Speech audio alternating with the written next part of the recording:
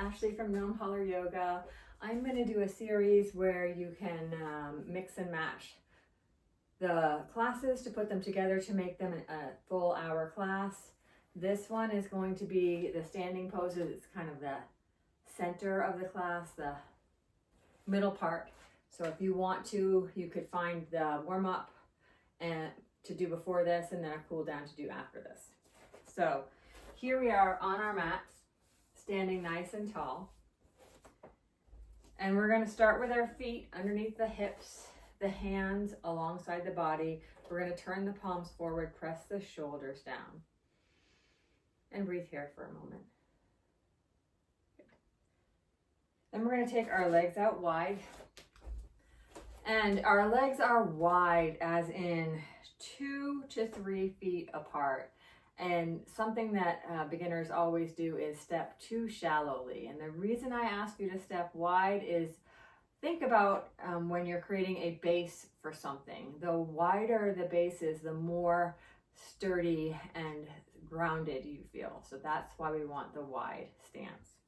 We're going to take our arms up to the top corners of the room and we have 5-pointed star. Think about here, instead of reaching the hands forward, reaching the hands to the side and maybe almost squeezing the shoulder blades behind you so that you're broadening the front of your body from the chest across the belly, grounding the feet into the floor. Then just bring your hands down to the same height as your shoulders and we'll turn the palms up. And we'll turn the palms down. And then maybe turn your thumbs to face the back of the room, the palms to face the back of the room, and then see if you can turn your thumbs down and around farther so they face the back of the room. And no worries if you can't. And then flip your thumbs up and all the way around so the palms are facing the sky. And then move into your cactus arms. So cactus arms, we're going to have the elbows bent about 90 degrees. We're going to lengthen from the belly button to the top of the head. We're going to broaden across the chest. And we're going to bring the hands back out and turn the palms down. And we're going to take the left foot and face it towards the short end of your mat or towards the left. And we're going to stand a little bit. We're moving into Trikonasana, triangle pose. But first we're going to stand taller. So pressing the feet into the floor, the legs are straight. The left foot is facing to the left. The hips and shoulders are facing forward, and then we're going to stretch over the leg that's pointed out to the left. So stretching that left hand long, and then float your left hand to your top of your left thigh. Then think about lengthening from hip to top of your head. So rather than leaning over first, lengthen here, and then hinge at the left hip, letting the left hand float down the leg. And maybe it only goes to the knee or a little below the knee, or maybe it stays on the thigh, depending on your flexibility of your legs. And have this be super light. The right hand, we're going to keep it on our hip. We're going to roll the shoulders open so that we're tucking kind of that left shoulder under. And we're going to either look up or look down. Notice this left knee and give it a little bend. And then bring it back to almost straight. So not locked, but just almost or pretty much straight, not locked. Good. And then take the top of your head and reach it farther towards the left.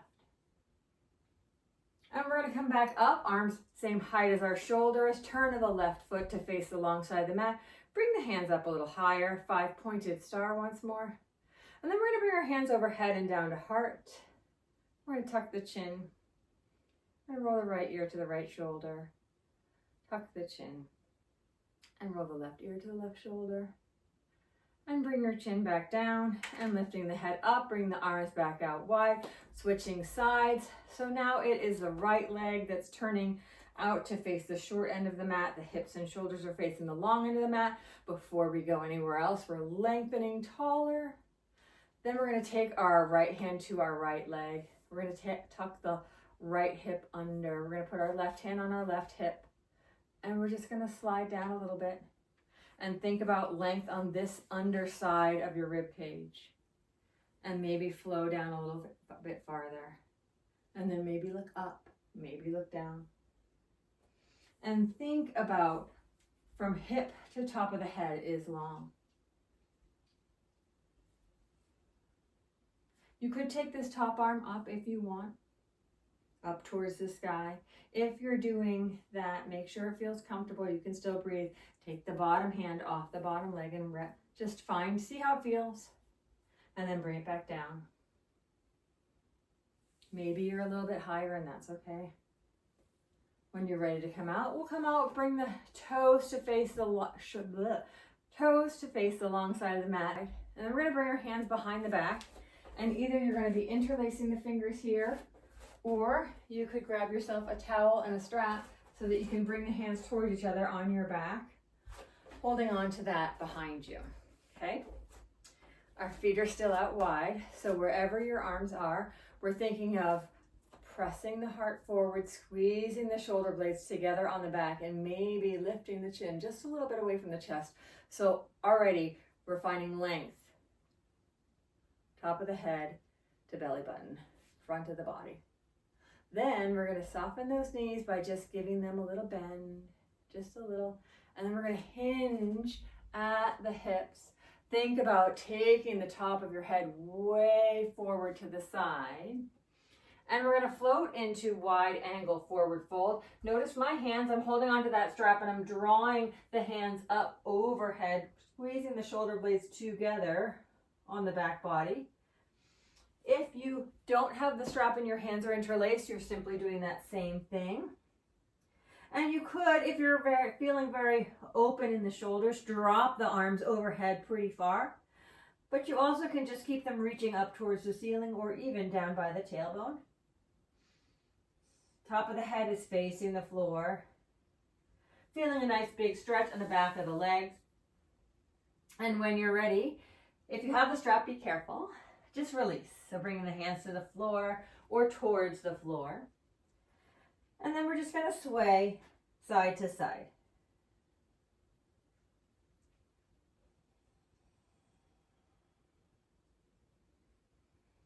Nice. Once you're finding some release in the back of the legs, we're going to come back to stillness. We're going to soften the knees more so that we're really bending the hips down. And then we're going to ground the feet into the floor and roll ourselves up to standing, coming back to that 5-pointed star. And this time you have the option of either reaching the arms out wide or up into the sky. Both essentially are 5-pointed star. Which one feels better for you? Which one feels a little bit more natural, a little bit more comfortable? And we'll bring our hands back to our hips.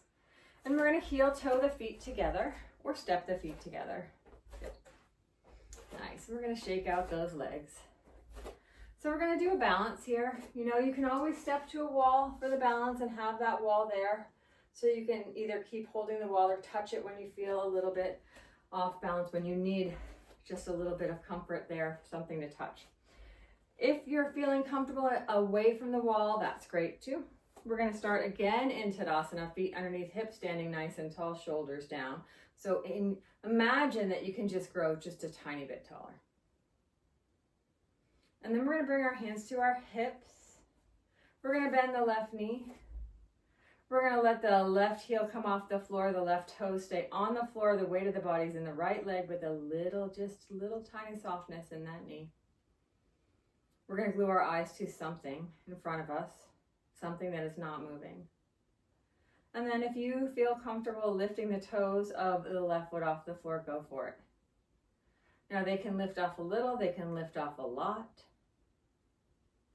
You can tap them up and down. Wherever you are. It's okay to come out and come back. It's okay to keep the toes completely on the floor. It's also okay to have that wall and be holding the wall the whole time. If you're holding the wall, see if you can lift up that foot for a moment. No worries if you can't. And when you're ready, just let it go. And give the legs a shake or sway side to side. And we're going to do the other side. So if you're holding the wall, you could just turn around. For the rest of us, we're going to just find ourselves back in Tadasana Mountain, standing nice and tall, reaching the top of the head to the sky, grounding the feet into the floor, tucking the tailbone under. We're going to place our hands on our hips. We're going to bring the weight to the left leg. We're going to bend the right knee, lifting the right heel off the floor. Right toes stay on the floor for now. Glue your eyes to that one single spot. Find your balance. And then if you're ready to, you can lift the foot off. You can keep it off. You can tap it down. Doesn't have to be exactly the same as the first side.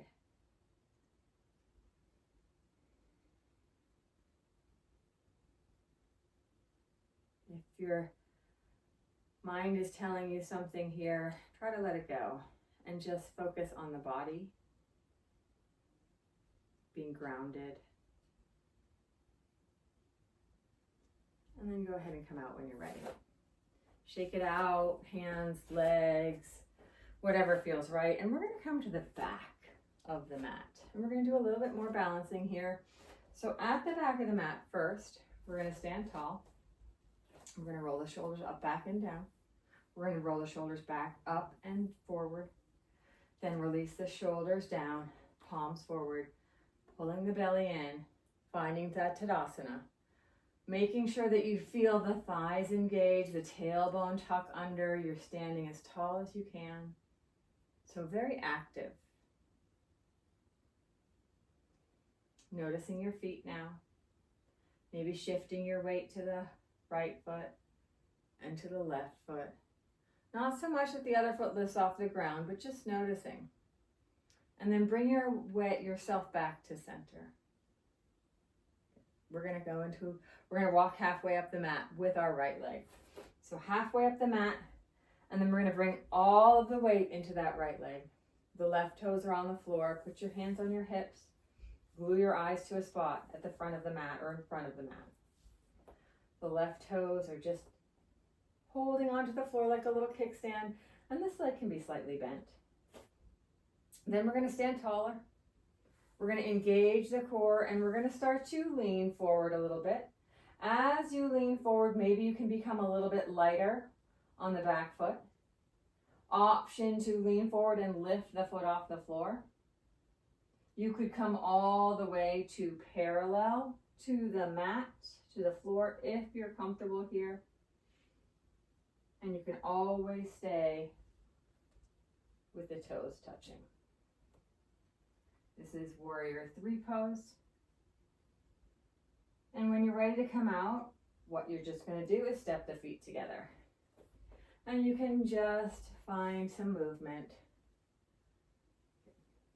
We're going to come up to the front of the mat in just a minute. So we're going to take the foot that was here, that we stepped halfway up. We're going to take the other foot, the foot that was in the back. We're going to step into that foot. So now all of the weight is in the left foot. The right toes are on the floor. Hips and shoulders are facing the front. You're gluing your eyes to a spot. Your hands are on your hips. Your belly or your core is engaged. So not only really is it your belly, but your back is long. Everything is pulling in towards center. Then you're just going to lean a little bit forward, making the kickstand of the back foot a little bit lighter. And then you're going to choose to move into whatever version of the pose that you're doing on this side. So trying to keep our body facing the mat. Sometimes we want to open the hip to the side, and instead we really want to keep facing the floor with both the leg that's behind us and the leg we're standing on. And then when we're ready to come back, we'll come back, shake it out. And we're going to do some Warrior 1 poses. So we're at the front of our mat, standing nice and tall. Palms forward, shoulders down, breathing here. We're going to bring all of the weight into the right leg. I'm mirroring you. And then we're going to step the other leg back behind us, pretty far back, like we're stepping into a lunge. Then we're going to take that heel and drop it in towards center so that the toe is facing the side of the room, the left side. Then if you turn to the left side, I'd like you to bring your focus back to the front, and we'll bend into the front knee. So notice here, we want to keep this whole front foot on the floor. If we take a very short stance and we bend the knee, we end up kind of wanting to lift that heel off the floor, and that's the body's cue to take a bigger stance. One thing to notice here in this warrior one is it does take balance, so we may want to glue our eyes to a spot. Another option, a great option actually, is to have one foot on one side of the mat, the other foot on the other side of the mat. So instead of being on a balance beam, we're kind of on a railroad track. Good. And then we're going to keep the shoulders right over the hips. The front knee is bent, the back leg is straight. Option to take your hands to your heart. Again, try to relax the shoulders down, finding space from belly button to top of the head. So we're always lengthening the spine is what I'm trying to say here when I'm asking for space between the belly button and the top of the head. Long spine. Option to take the arms up alongside the ears.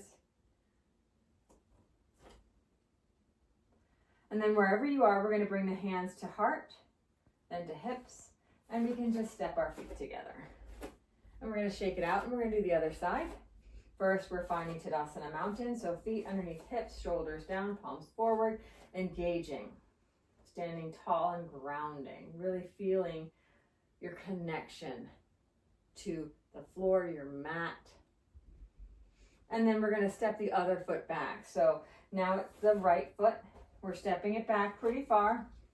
As we step it back, we're going to let the heel come in towards midline and the toe point to the side. Hips and shoulders come back to face the front, and the front knee bends. Hands at hip.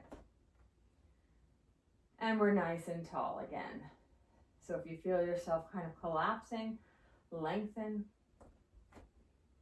And you're always welcome to adjust.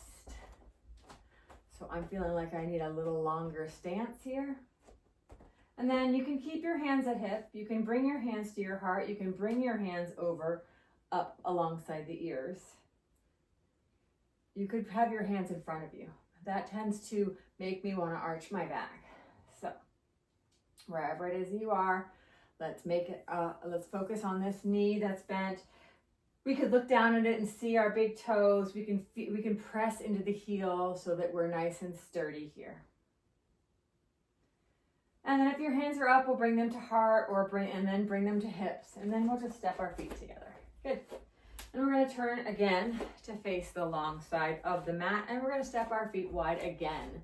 So just like we were stepping into triangle pose, now we're going to do warrior two. We just did warrior one. The balance was warrior three. Now we're going to find warrior two. So we're going to take our left toes.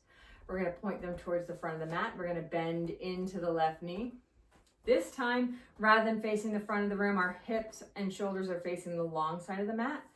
And we're going to lengthen here, standing as tall as we can without lifting the leg towards straight. And then you can bring your arms up, same height as your shoulders. One thing to note here is try to really ground into that heel and notice if your knee wants to sway in and maybe draw it back out so that you can get a nice feeling of lengthening on the inner thigh. And you could look out over the middle finger of the left leg. Sometimes we want to reach to the side here, and we really want to keep the shoulders stacked. Almost like somebody took your back hand and drew you back. So we're going to bring our hands to our hips and we're going to switch our legs. So the left leg is going to straighten, the toes are going to face the long side of the mat. The right leg is going to turn to face the back, and we're going to bend into the right knee. And your feet are not stuck. You're welcome to move, you're welcome to adjust, you're welcome to step out and step back. This is all about what feels right for you. So here you are with that wide stance. We have a long spine, shoulders down, belly button pulled in, arms out, same height as the shoulders, and we look towards the right middle finger. And of course, we're breathing. Notice your feet. Notice your waist. Notice if your breathing if you're wanting to hold your breath, because that's just a cue of your body just to tell you, you know, you need to pay attention. Is there some way you can make this pose a little bit more easeful for you?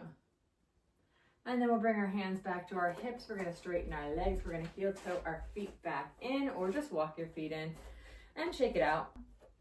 And then we're gonna place our hands on our thighs. We're gonna soften our knees, and we're just gonna let our hands slide down the legs, coming into that fold. Once you feel like you are in the fold, you can let the hands come off the legs. You can tuck the chin so the top of the head faces the big toes. And you have options here. You can sway side to side. You could let the arms just hang. You could bend your knees more. We're really trying to allow the body to come into a place of surrender, to feel relaxed, to feel length coming into the back of the body. So if the back of your legs are talking to you here, that's just a body's cue to maybe bend the knees more. So you could be hands hanging here like empty sleeves. It could be arms holding opposite elbows. It could be hands on thighs. It could be knees bent. And then just find some little part of space in your back body. Maybe it's just in your calves or the back of the legs. And then when you're ready, we're going to bend the knees more. We're going to press into the feet. We're going to roll up to standing. We're going to roll the shoulders up, back, and down. We're going to stand nice and tall here. And why don't we take the right ear to the right shoulder? And standing tall, and the left ear to the left shoulder. And we'll stand nice and tall, and we'll tuck the chin to the chest. And we'll stand nice and tall, and we'll do a tiny back bend. So we're going to put our hands in our pretend back pockets. We'll bring the shoulder blades towards each other behind you. Press your heart forward. Keep your hips stacked right here over your knees, and maybe just look up into the sky. Pressing the shoulders together on the back, shining the heart forward. That is a back bend. Think about here, we're finding a lot of length from hip to top of the rib cage. So standing tall first, and then opening your gaze to the ceiling. If you wanted to go back farther, you're welcome to. When you're ready to come out, we'll use our inhale to lift us up, and we'll shake it all out. Shaking everything out. Good. And there we go. That is the standing part of our standing series here. If you're wanting more, please continue to the next video. If you're done with your class today, maybe take a seat and just give yourself a moment of stillness. And I really appreciate you. Thank you.